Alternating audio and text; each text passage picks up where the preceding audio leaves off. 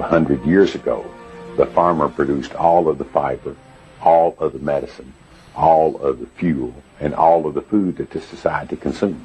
That's what farming is. You raise those four basic categories: fiber, food, medicine, and fuel, and you sell them in the cities. They're the basic necessities of life.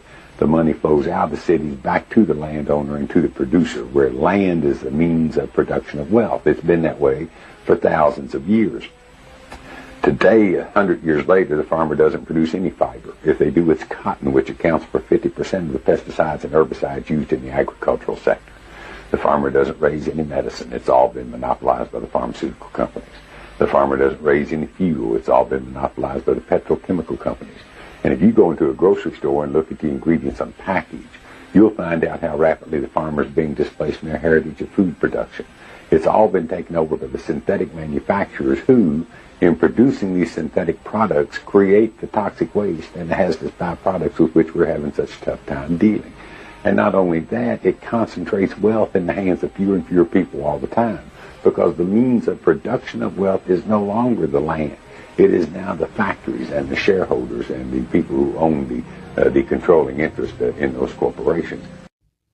Yeah, I think they're moving us away from nature and from the earth and from regenerative farming and from basically conscious farming, right? And they're moving us into synthetic fibers, polyester, nylon,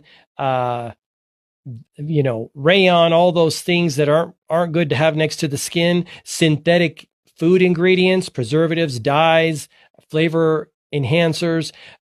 A lot of things are synthetic, and the body just doesn't work well with synthetic stuff in there. And also they're very expensive. So they're actually tricking us and deceiving us into putting harmful things on our body and in our body, and also getting very rich in the process. It's pretty sinister. Thanks for watching.